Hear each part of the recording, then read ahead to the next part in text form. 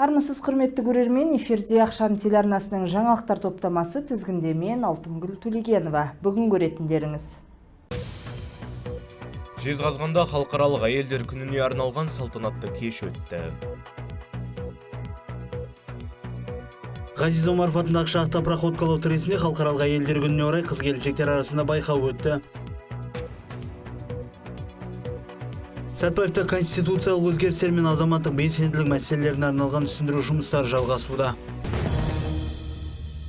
Облыс орталығындағы Серке Қожамқұлов атындағы театрда 8 наурыз халықаралық әйелдер күніне орай адамзаттың асылы ана деген атты салтанатты шара өткен болатын.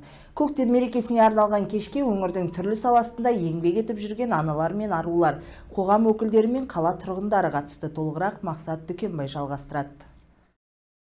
Шара театрландырылған қойылыммен басталып, әйелдер қауымына гүл шоқтары таратылды. Кеш барысында ана туралы жыр әні орындалып, мен ұлы даланың қызымын бейнебаяны көрсетілді. Салтанатты жиында Ұлытау облысының әкімі Дастан Рысбеков құттықтау сөз сөйлеп, түрлі салада еңбек етіп жүрген бірқатар нәзік жандарды мемлекеттік сый-сияпаттармен марапаттады. Құрметті аналар мен арулар, сіздер тек отбасының ұйытқысы ғана емес, қоғамды алға жетелеп, ел бірлігін нығайтып, берекесін арттырып жүрген қуатты күшсіздер.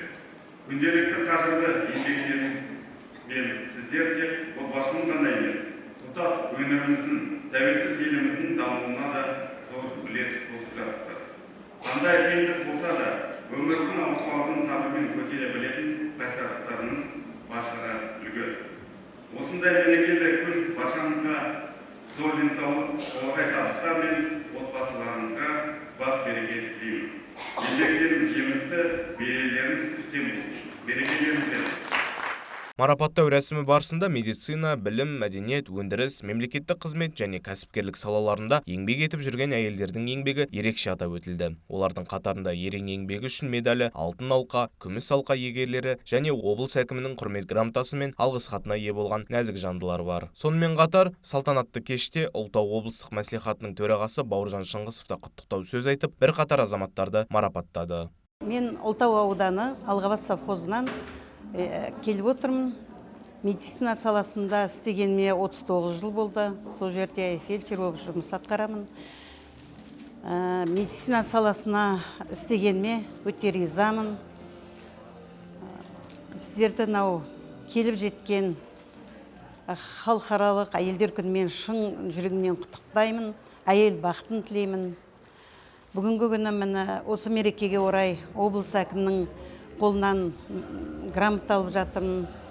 Ризамын. Мерекелеріңіз құтты болсын.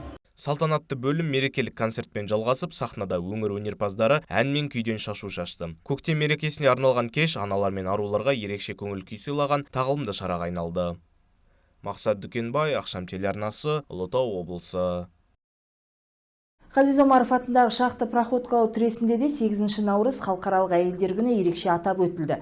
Мерекеге орай кәсіпорын қызметкерлер арасында мерекелік байқау ұйымдастырылып, қатысушылар өз өнерлері мен аспаздық қабілеттерін көрсетті. Байқау 3 кезеңнен тұрды. Бірінші кезеңде қатысушылар өздерін таныстырып, атқаратын жұмысы мен хобби туралы айтып берді. Екінші кезеңде үй шаруасына икемділіктерін көрсетті. Қатысушылар қамыр илеп жарысты. Үшінші кезеңде әйелдер шығармашылық қабілеттерін ортаға салды. Барлық қатысушы дайындыққа үлкен жауапкершілікпен қарап, ерекше креатив танытты. Біз өзім шахта проходский трес жұмысында еңбек етемін. Істегеніме 16 жыл болды. Біз бүгін 6 наурыз күні ару сынына келіп, қыз сынына қатысып жатырмыз. Коллегаларым, қыздарым барлығы қолдап, бәрі жақсы көріп, прям поддержка беріп атқандарына мың рахмет. Қыздарды барлықтарын осы шахта проходский трестің қыздарын халықаралық әйелдер күнімен құттықтаймын. Еңбекте жеміс тілеймін, денсаулықтары мықты болсын. Сайыс қорытындысы бойынша қазылар алқасы жеңімпаздарды анықтады. Үздік қатысушылар ақшалай және бағалы сыйлықтармен марапатталды. Мерекелік шараны Трес әкімшілігі, еңбек кәсіподағы, кәсіпқорған салалық кәсіподағы, жастар болашақ одағы және Кемел келешек қоғамдық ұйымы бірлесіп ұйымдастырды. Сондай-ақ салтанатты жиын барысында кәсіпорындағы әйелдерге құрмет көрсетілді. Қызметкерлерге естелік және бағалы сыйлықтар табысталып, еңбегімен ерекшеленген жұмысшылар еңбек озаты төсбелгісімен марапатталды. Кәсіподағы комитеті еңбектің атынан мен өзімнің жұмыскерлеріме, аруларыма 8 наурыз мейрамына еңбек озаты төсбелгісімен, одан басшымыз директор Қайрат Ұзақыш Керімқұловтың атынан грамота, ақшалай марапаттар болып жатыр.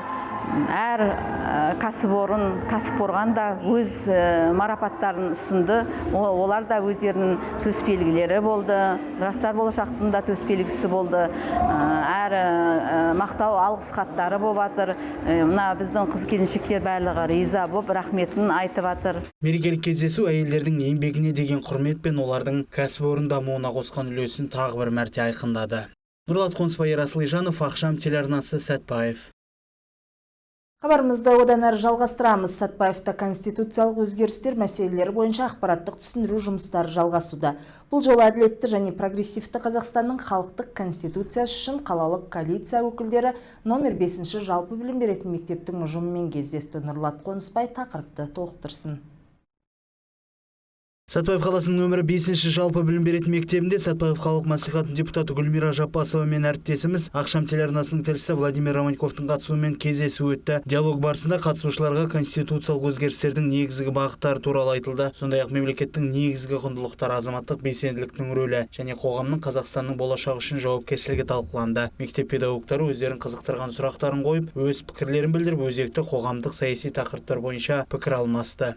Бұл конституцияның өзгергенін жаңарған, мысалы мен өз басым өте дұрыс деп қолдадым. Әрине қиын уақыт, күрделі уақыт, бірақ онсыз болмайды екен. Сондықтан мен өзім сол күні дауыс бермекшімін, және біздің ұжымды сол 15 наурыз күні бір кісідей ұйымшылықпен өзіміздің тұрғылықты жердегі тіркелген сайлау учаскелеріне барып, конституцияны өзгерту жөніндегі референдумға бір кісідей атсалысуды қолдауға шақырамын. Қазақстандықтардың маңызды саяси шешімдер қабылдауға қатысуы, азаматтық қоғам институттарының рөлі және мемлекет пен халық арасындағы ашық диалогтың маңыздылығына ерекше назар аударылды. Қатысушылар белсенді ұстаным тұрақтылықты нығайтуға және елдің одан әрі дамуына ықпал ететінін атап өтті. Нұрлат Қонысбай, Ерасыл Ижанов, Ақшам телеарнасы, Сәтбаев. Бүгінге айтарымыз осы. Алда орай мәліметі және орыс тіліндегі жаңалықтарымыз мен өздеріңізбен ертеңге дейін көрсетемін. Эфирден алыстамаңыздар.